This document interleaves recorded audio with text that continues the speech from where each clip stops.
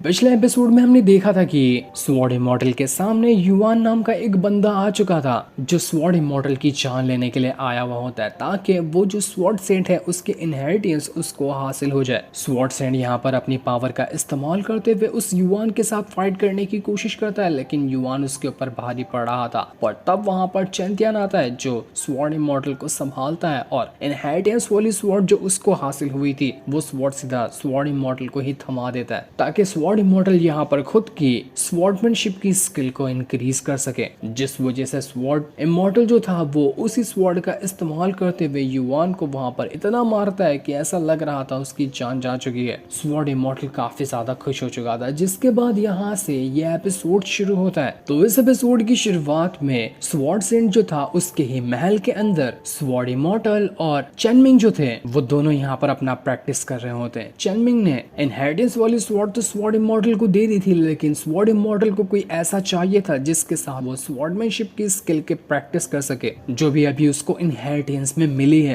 तो चेनमिंग से बेहतर बंदा उसको कहाँ ही मिलने वाला था। इस वजह से चेनमिंग उसके साथ एक फ्रेंडली फाइट कर रहा था। फाइट में स्वॉर्ड इमॉर्टल को अपने हर एक वो स्किल इस्तेमाल करनी होगी जो उसको अभी हासिल हुई है और उसकी मदद से उसको चेनमिंग को हराना पड़ेगा। यही फाइट का रूल होने वाला था। तो स्वॉर्ड इमॉर्टल एक से बढ़कर एक अटैक चेनमिंग के ऊपर कर रहा होता है, लेकिन चेनमिंग के पास स्वॉर्ड इनहेरिटेंस नहीं आई थी, लेकिन तब भी वो आसानी के साथ उसके हर अटैक से बच रहा था और उसके अटैक का वो जवाबी अटैक भी करता है। बिना स्वॉर्ड इनहेरिटेंस के भी चेनमिंग यहाँ पर ज्यादा ही पावरफुल लग रहा था। इस चीज को देखकर स्वॉर्ड सेंट जो था वो चेनमिंग से कह रहा होता है अपने मन के अंदर ही, ये बंदा सच में बड़ा ही मिस्टीरियस है। मेरी स्वॉर्डमैनशिप की इनहेरिटेंस को इसने ऐसे ही आसानी से स्वॉर्ड इमॉर्टल को दे दिया, वो भी क्यों ना दे, क्योंकि उसके पास तो बिना स्वॉर्ड इनहेरिटेंस के भी इतनी ज्यादा पावर है कि देखो तब भी स्वॉर्ड इमॉर्टल उसे हरा नहीं पा रहा। मुझे इसके पास्ट के बारे में पता नहीं है, लेकिन जो भी ये होगा ना बहुत ही खतरनाक बंदा होगा। बाकी सारे लोग भी यहाँ पर बस चेनमिंग को देखे जा रहे थे कि चेनमिंग तो कितनी जल्दी कहां से कहां तक के पहुंच चुका है। शुरुआत के टाइम पे चेनमिंग के पास उतनी ज्यादा पावर नहीं थी, लेकिन वो सिर्फ अपने डिवाइन ट्रेजर की पावर का इस्तेमाल करता था। पर धीरे धीरे चेनमिंग इतना ज्यादा पावरफुल हो चुका है कि वो खुद की कल्टीवेशन और खुद के सीखे हुए मेथड का इस्तेमाल करके बड़े से बड़े दुश्मन को हरा सकता है। शियामी तो बस देखते ही देखते चेनमिंग को खुश हो रही थी कि ऐसे ही ज्यादा पावरफुल बनते रहे ना तो वो मुझे भी कुछ पर्सनल चीजें सिखा देंगे। मैं तो बस उनके साथ रहना चाहती हूँ, उनको देखते देखते ही मैं सारी चीजें सीख जाऊंगी। तो वहीं स्वॉर्ड इमॉर्टल एक खतरनाक अटैक चेनमिंग के ऊपर करने वाला था, लेकिन चेनमिंग अपने ऑरा से ही उसको उड़ाकर दूर फेंक देता है। उसको वो अटैक लगा ही नहीं था।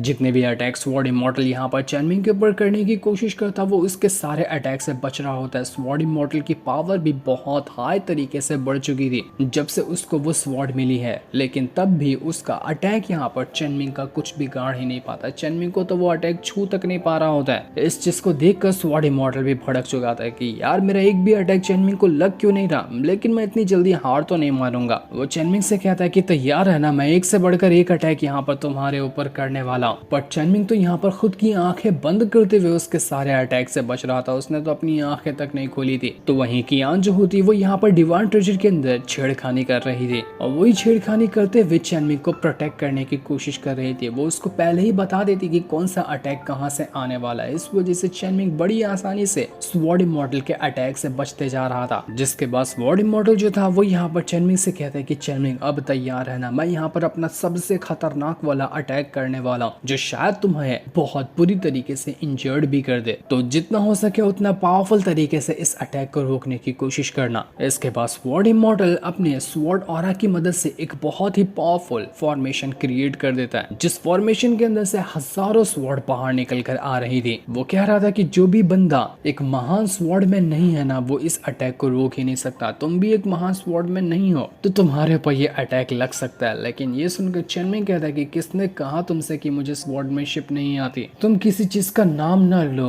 क्योंकि जिस भी चीज का तुम नाम लोगे ना वो हर एक चीज मुझे पहले से ही आती होगी। इसके बाद वो हजारों स्वॉर्ड जैसे ही चेनमिंग की तरफ बढ़ने वाली थी, चेनमिंग भी यहाँ पर अपनी पावर को एक्टिवेट करते हुए एक स्ट्रॉन्ग फॉर्मेशन बना लेता है और उस फॉर्मेशन के अंदर से एक बहुत ही ज्यादा जायंट स्वॉर्ड बाहर निकल कर आ चुकी थी। जो स्वॉर्ड बिल्कुल एक प्रोटेक्शन शील्ड की तरह चेनमिंग के सामने ही आकर खड़ी हो जाती है और जितनी भी हजारों स्वॉर्ड फॉर्मेशन के अंदर से निकल रही थी स्वॉर्ड इमॉर्टल के, वो सारे के सारे अटैक जितने भी थे वो चेनमिंग का बाल तक बाका नहीं कर पाते और सब अटैक वहां पर खत्म हो चुके थे। इसके बाद चेनमिंग जो था वो अपनी बहुत ही बड़ी वाली स्वॉर्ड को सीधा स्वॉर्ड इमॉर्टल की तरफ ही भेज देता है। स्वॉर्ड इमॉर्टल उस अटैक से बचने की कोशिश करता है और अपनी उसी इनहेरिटेंस वाली स्वॉर्ड को आगे कर देता है, लेकिन तब भी कोई फायदा नहीं होता। स्वॉर्ड इमॉर्टल यहाँ पर हार चुका था और बिना इनहेरिटेंस के चेनमिंग ने ये फाइट जीत लिया। स्वॉर्ड सेंड का तो दिमाग बौखला जाता है कि ये तो बहुत ज्यादा खतरनाक बंदा है, इसके पास इतनी हाई लेवल की स्वॉर्ड कैसे आई? जब ये खुद ही इतना ज्यादा महान है स्वॉर्डमैनशिप में, तो वो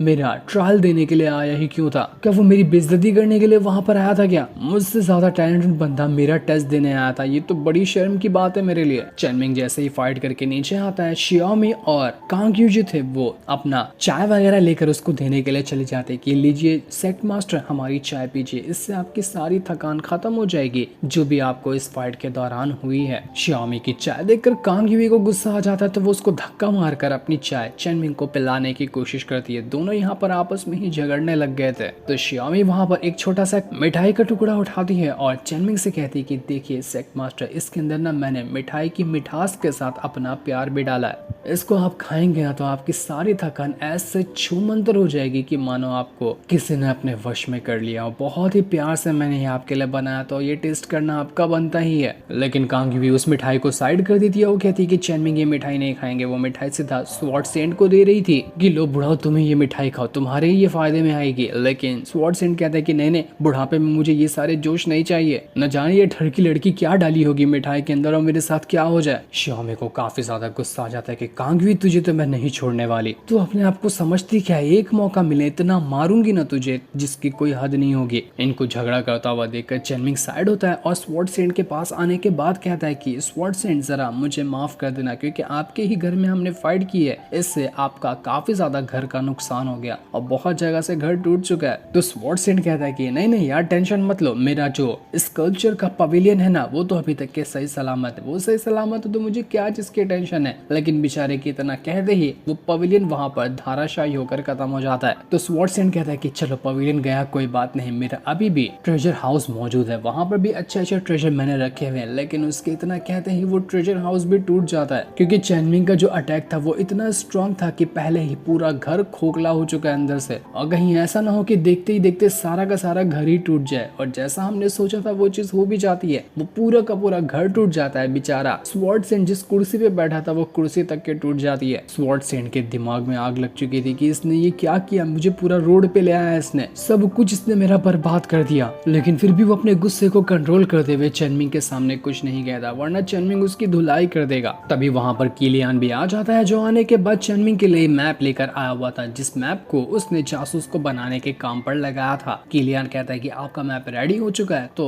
आप इसे ले लीजिए। चेनमिंग यहाँ पर उसी मैप को अच्छी तरह से देखने लग जाता है, जो कि आसपास के इलाके की बहुत अच्छे से डिटेलिंग दी गई थी उसके अंदर, और जैसा चेनमिंग ने चाहा था वो बिल्कुल उसी तरह का मैप होता है। चेनमिंग एक जगह पर हाथ रखता है और उसको जानना था कि असल में यहाँ पर ये चीज है क्या। तो स्वॉर्ड सेंट कहता है कि टेंशन मतलब, मैं हूं ना तुम्हारे साथ, मुझे पूरा का पूरा आसपास का इलाका अच्छी तरह से पता है, जहाँ पर भी तुम हाथ रखो मैं तुम्हें बता दूंगा कि वहाँ पर चीज क्या है। तो पहली जगह पर हाथ रखने के बाद वो स्वॉर्ड सेंट उसको बताता है कि जहाँ पर तुमने हाथ रखा है ना, ये जगह बड़ी खतरनाक है, यहाँ पर लाल बालों वाले बारबेरियन रहते हैं जो कि इंसानों को मार कर उनका खून पी जाया करते हैं। वो जगह बहुत ज्यादा खतरनाक है, तो मेरे ख्याल से तुम्हें वहां पर नहीं जाना चाहिए। ये सुनकर चेनमिंग भी हैरान रह जाता है, तो वो दूसरी जगह पर हाथ रखता है। तो स्वॉर्ड सेंट कहता है ये जगह ना पूरे की पूरी तरह से बंदरों से भरी हुई है, अगर तुम यहाँ पर गए ना तो हजारों बंदर तुम्हारे ऊपर हमला कर देंगे। वो बंदर सभी एक नंबर के ठरकी हैं, लड़कियों को तो वो वैसे भी नहीं छोड़ते, तो तुम्हारा यहाँ पर भी जाना बेहतर नहीं होगा। इसलिए चेनमिंग एक तीसरी जगह ढूंढता है ताकि कम से कम वो वहां पर तो जाकर थोड़ी शांति हासिल कर सके। तो स्वॉर्ड सेंट कहता है कि हाँ ये जगह पर तुम जा सकते हो, क्योंकि यहाँ पर ना एक बढ़िया सा तालाब है और आसपास का नजारा भी बहुत ज्यादा सुंदर है, तो तुम बिल्कुल वहां पर जा सकते हो। ये सुनकर चेनमिंग खुश हो जाता है, तो वो वहां पर उसी लेक के पास जाने के लिए निकल चुका था। इस चीज को देखकर जितने भी चेनमिंग के बाकी साथी थे वो सभी भी उस लेक के पास आ जाते हैं। वहां के बाद सभी अपनी पावर का इस्तेमाल करते हुए कुछ मछलियां पकड़ लेते हैं और शियाओमी, कांग्यू और बाकी लड़कियां जो थी वो सभी मिलकर मछलियों को पकाने के काम पर लग जाती हैं। स्वॉर्ड इमॉर्टल अपनी पावर का इस्तेमाल करते हुए मछलियों को काटते जा रहा था और काट काट के वो सभी को दे रहा होता है ताकि मछलियां अच्छे से पकाई जा सके।